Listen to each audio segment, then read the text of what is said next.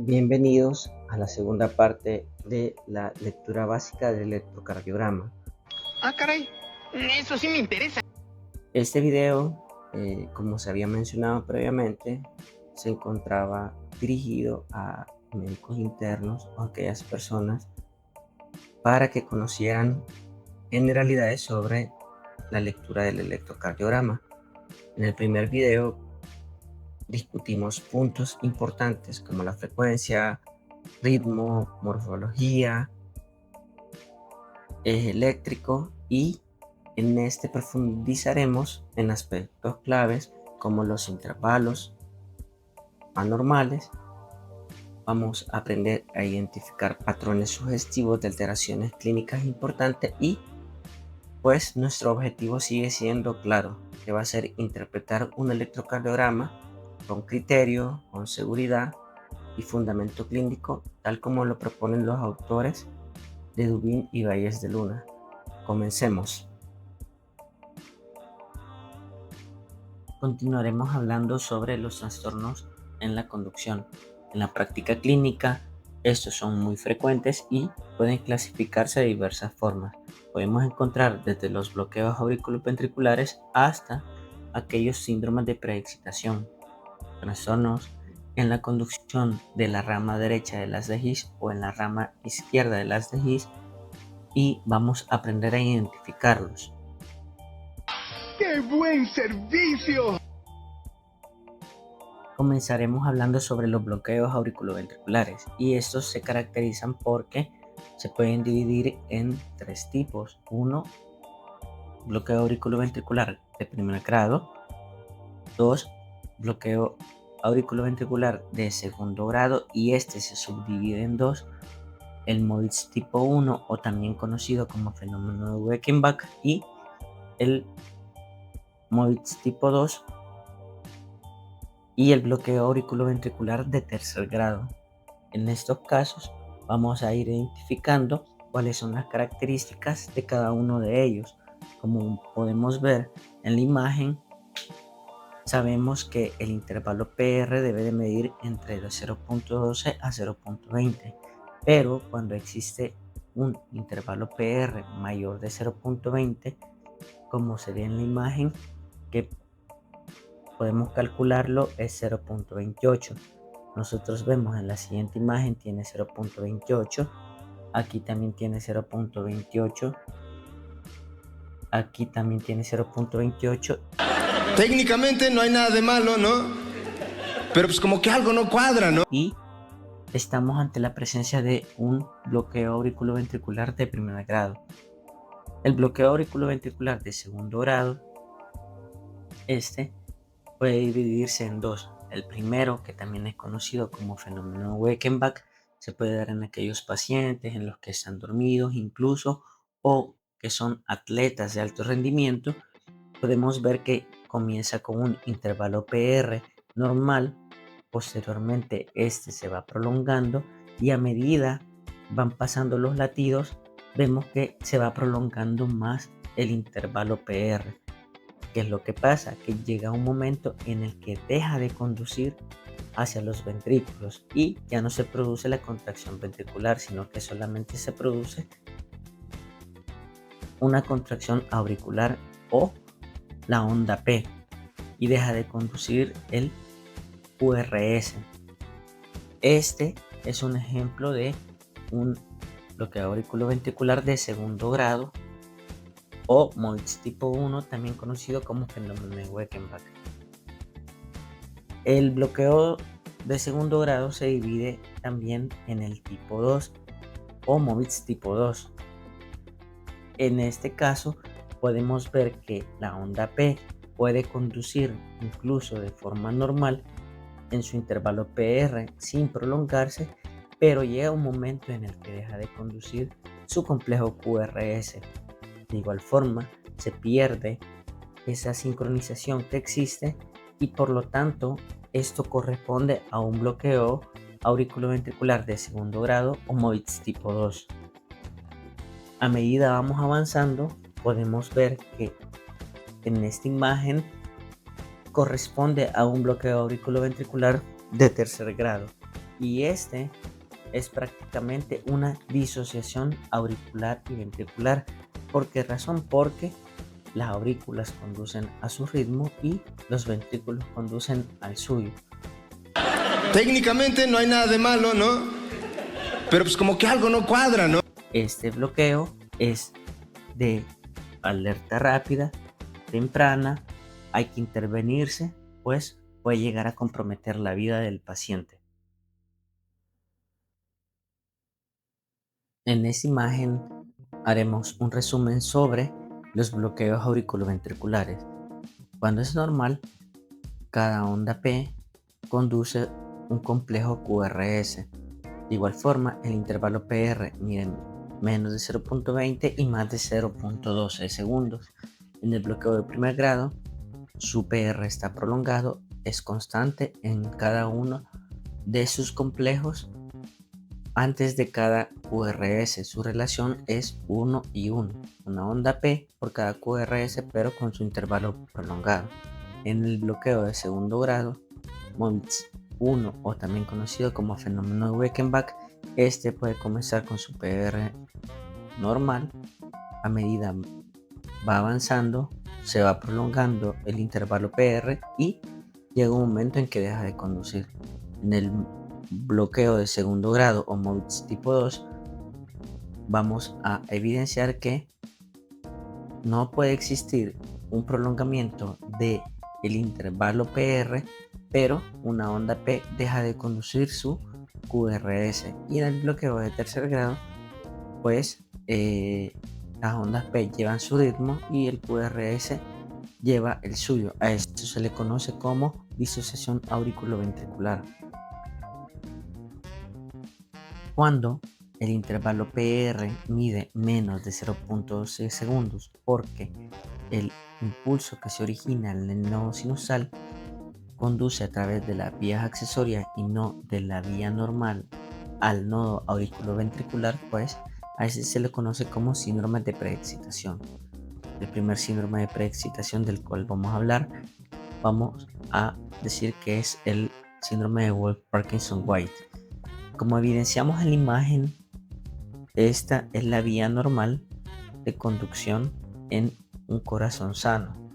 Se forma la onda P, existe un intervalo PR y vemos el complejo QRS, a diferencia del síndrome de Wolff-Parkinson-White, en el cual nosotros podemos ver que el intervalo PR mide menos de 0.12 segundos y además de eso se evidencia la presencia de una onda delta, que es lo que nosotros vemos señalado con la flecha. El segundo síndrome de preexcitación que vamos a ver es el de Lowe-Gannon-Levine. Este también se caracteriza por la presencia de un intervalo PR menor de 0.12 segundos sin la presencia de la onda delta. Aquí el QRS puede ser ancho, a diferencia de el Lowe-Gannon-Levine, que el QRS puede ser normal. El sistema de conducción cardíaco inicia a través del impulso que se genera en el nodo sinusal y posteriormente llega hacia el nodo auriculoventricular, donde debe tener un retraso fisiológico, y para dirigirse hacia los ventrículos utiliza una estructura conocida como haz de His. El haz de His se divide en dos ramas, rama derecha y rama izquierda. ¿Cómo vamos a identificar un bloqueo de rama derecha? Bueno, existe una mnemotecnia en la cual nosotros vemos en la siguiente imagen la presencia de unos conejos, y de estos conejos nos llama la atención las orejas, y esta misma morfología de las orejas de los conejos nosotros la podemos identificar. Si nosotros estamos ante la presencia de un bloqueo de rama derecha, las derivaciones precordiales que se encuentran afectadas van a ser B1 y B2, y es esta morfología de RR' la que nosotros encontramos a la hora de identificar un bloqueo de rama derecha. Pero esto mismo se va a ver una imagen en espejo en donde logramos observar una onda S profunda en las derivaciones B5 y B6. Una vez nosotros hemos identificado esto, estamos ante la presencia de un bloqueo de rama derecha. De la misma manera en la que nosotros logramos identificar un bloqueo de rama derecha, también existe el bloqueo de rama izquierda. Al igual que en la anterior, nosotros podemos utilizar la misma mnemotecnia de las orejas de conejo. A través del electrocardiograma identificamos en las derivaciones precordiales B5 y B6 también la misma morfología, una RR' o R', pero también existe una imagen en espejo en la cual nosotros pudiéramos observar en B1 y en B2 la presencia de QS o Q pequeñas con S profundas. Cuando nosotros tenemos estas alteraciones, tenemos que aprenderlas a identificar si es un bloqueo de rama derecha B1, B2, si es un bloqueo de rama izquierda B5 y B6. De igual forma, hay que catalogarlas o hay que darles el nombre completo a ellas. Por eso nosotros le vamos a llamar bloqueo de rama derecha del haz de His o bloqueo de rama izquierda del haz de His. Cuando nosotros hablamos de alteraciones en el ST, debemos de tomar en cuenta patologías que van desde un infarto agudo del miocardio con elevación del ST Tengo miedo. hasta una pericarditis aguda. En la siguiente imagen identificaremos cada una de ellas y el patrón que presenta también.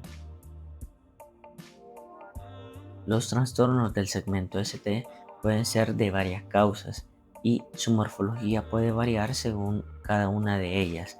En la imagen A podemos ver un infarto agudo del miocardio con una elevación del segmento ST, pero se ve convexo.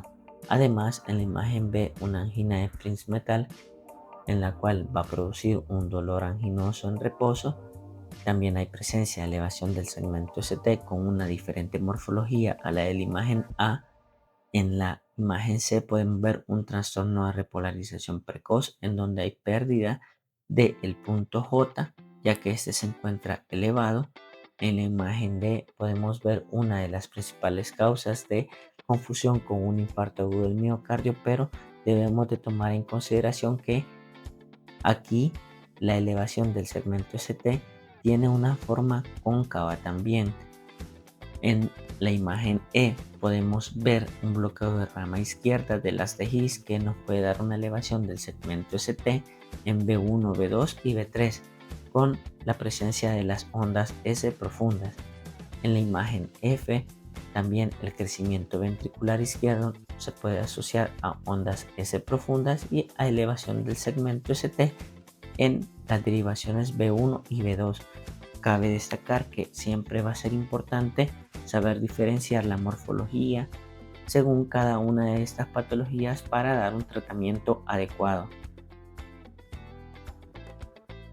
También la morfología del ST nos puede llegar a dar una imagen acerca de dónde se puede encontrar la lesión, pues sabemos que si la lesión es subendocárdica podemos ver la presencia de un ST que se encuentra negativo. Estamos hablando de infradesnivel del ST, pero cuando la lesión es subepicárdica nosotros sospechamos que existe cuando hay una elevación del segmento ST o un supradesnivel de este.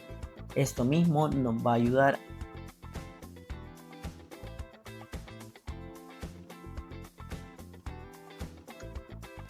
cuando hablamos de infarto agudo al miocardio con elevación del segmento ST.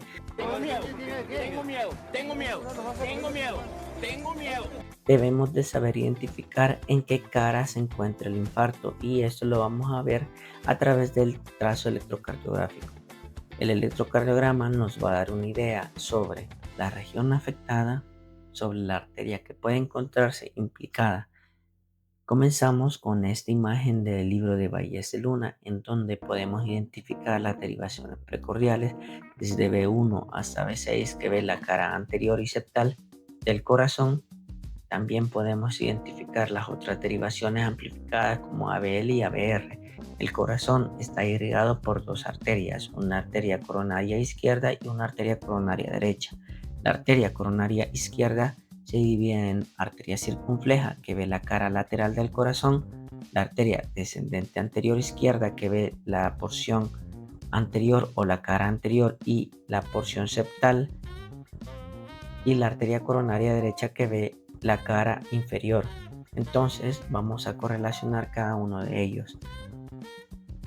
Primero que todo, existe la definición de elevación del segmento ST, pero tenemos que saber en qué cara se va a dar. Si nosotros tenemos un infarto de la cara lateral alta, nosotros podemos verlos en la derivación de 1 y ABL, que es lo que corresponde a esta imagen. Nosotros vemos este fotógrafo que se encuentra en la cara lateral del corazón. Cuando nosotros hablamos sobre infarto de la cara inferior, nos estamos refiriendo a la derivación de 2, de 3 y ABF, que ve la porción inferior del corazón. Un infarto septal está siendo visto en las derivaciones B1 y B2, que correspondería a esta región de acá, la región anterior que es B3 y B4, B1, B2, B3, B4 que ve la región anterior. También la región lateral baja por B5 y B6, que es esta porción de acá. Nosotros podemos también tener la presencia de un infarto anterior extenso que va desde B1 hasta B6, y este es cuando existe una obstrucción de la arteria descendente anterior izquierda, que es rama de la arteria coronaria izquierda. Cuando nosotros vemos un infarto de la cara inferior de 2, de 3 y ABF, estamos viendo una posible obstrucción de la arteria coronaria derecha, la cara lateral alta, que está siendo irrigada por la arteria circunfleja. Debemos de hacer una correlación entre la arteria que se encuentra afectada, la región del corazón que se encuentra alterada y el trazo del electrocardiograma y en qué derivaciones nosotros lo vamos a encontrar. Continuaremos con los criterios e índices para el diagnóstico de crecimiento ventricular izquierdo. Ah, caray, eso sí me interesa. La hipertrofia ventricular izquierda suele ser bastante frecuente en aquellos pacientes que no reciben tratamiento para la hipertensión arterial. Una vez nosotros identificamos un electrocardiograma con voltajes así de altos, nosotros debemos de aplicar índices. Entre ellos podemos aplicar el índice de Sokolov, el índice de Lewis y el índice de Cornell. El índice de Sokolov-Lyon tiene una alta especificidad para el diagnóstico de la hipertrofia del ventrículo izquierdo. Nosotros vamos a sumar las ondas S, como podemos ver en la imagen. El voltaje de esta, vamos a sumar también el voltaje de la onda R que se encuentra en B6 o B5. Una vez nosotros hemos hecho la suma y si es mayor de 35 milímetros, esto quiere decir que vamos a estar ante la presencia de una hipertrofia del ventrículo izquierdo. También nos podemos apoyar del índice de Lewis, que consiste en sumar la altitud de la derivación de 1 de la onda R más la onda S de la derivación 3. Le vamos a restar la onda S de D1 más la onda R de DD3. Si nos da un valor mayor de 17 milímetros, estamos ante la presencia de una hipertrofia del ventrículo izquierdo. Otra forma que podemos utilizar es el índice de Cornell. Cuando nosotros sumamos el voltaje de ABL, de la onda R de ABL más el voltaje de la onda S en la derivación 3, y nos da un valor mayor de 28 milímetros en hombres y mayor de 20 milímetros en mujeres, estamos ante la presencia de hipertrofia ventricular izquierda. existen otros criterios que nos pueden ayudar también para hacer el diagnóstico, como un voltaje de R en B5 o B6 mayor de 26 milímetros, un voltaje de R1 más un voltaje de S3 mayor de 25 milímetros, y pueden existir cambios secundarios en el ST y en la onda T en derivaciones izquierdas. Va a ser importante saber identificarlo, ya que el electrocardiograma nos puede dar una imagen sobre la hipertrofia ventricular izquierda a través de estos índices. A continuación veremos unos ejemplos sobre la lectura del electrocardiograma. En la primera parte de nuestro video nosotros identificamos un patrón para la lectura del electrocardiograma.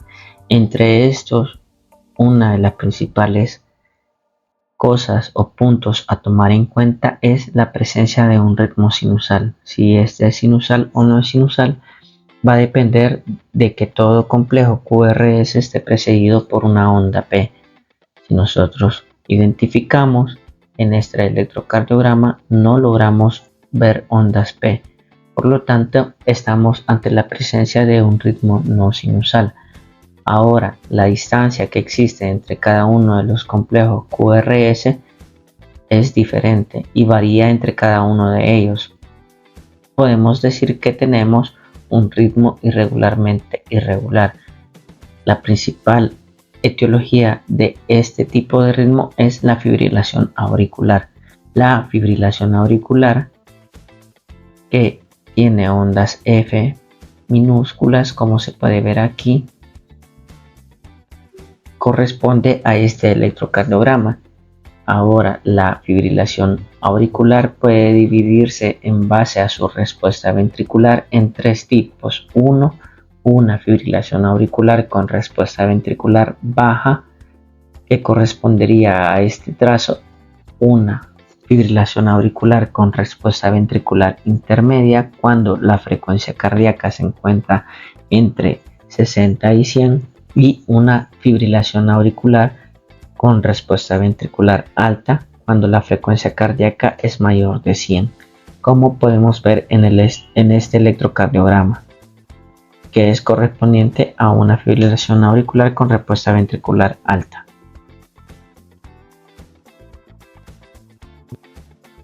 En esta imagen nosotros tenemos un ejemplo sobre el flúter auricular. Este también corresponde a un ritmo no sinusal, puede ser de diversas respuestas, como un flúter con relación 1-1, un flúter con relación 2-1, un flúter con relación 3-1, como podemos ver en la imagen. Estas corresponden a ondas F mayúsculas y es compatible con un ritmo no sinusal. Identifiquemos este electrocardiograma. De forma rápida podemos ver que no estamos ante la presencia de un electrocardiograma normal. Este es un ritmo no sinusal. Podemos ver que la distancia entre cada uno de los complejos QRS es estrecha. Tiene una frecuencia cardíaca mayor de 150 y nosotros podemos decir que estamos ante la presencia de una taquicardia supraventricular, ya que de igual forma sus complejos QRS son estrechos. Debemos de saber identificar a qué taquicardia supraventricular corresponde, pues dentro de esta misma se engloban otras más.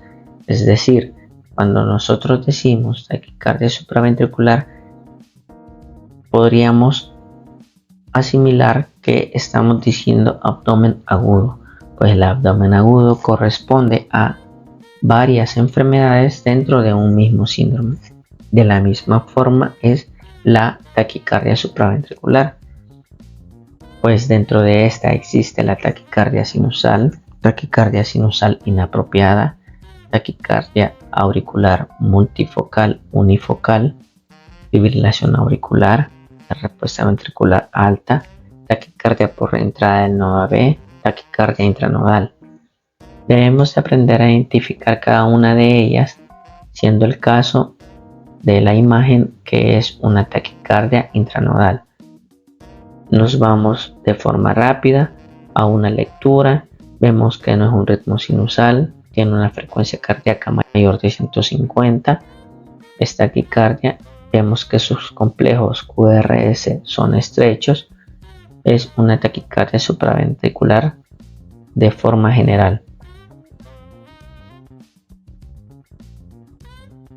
En esta imagen nosotros podemos identificar la presencia de una frecuencia cardíaca que se encuentra mayor de 100. Entonces, ya que es mayor de 100, nosotros podemos decir que estamos ante la presencia de taquicardia. Lo que nos llama la atención de aquí es que los complejos QRS son anchos y miden más de 120 milisegundos, ya que son QRS anchos, su origen es ventricular. Por lo tanto, si tienen la misma morfología, le podríamos denominar taquicardia ventricular monomórfica, ya que tiene una frecuencia cardíaca mayor de 100, sus QRS son anchos y tienen la misma morfología en cada una de ellas. Por lo tanto, es una taquicardia ventricular monomórfica. En el siguiente electrocardiograma, en el siguiente trazo, nosotros podemos ver la presencia de diferentes morfologías por cada uno de los complejos QRS. De igual forma, la frecuencia cardíaca es mayor de 100. Y en este caso, nosotros podemos mencionar que estamos ante la presencia de una taquicardia ventricular polimórfica, también llamada torsade de Points o torsión de punta o torsades de Pontius. Y lo que nosotros vemos aquí en esta imagen, la frecuencia cardíaca alta, la morfología de cada una de ellas es diferente. Debemos de aprender a identificar, ya que ambas condiciones son de tratamiento rápido y urgente.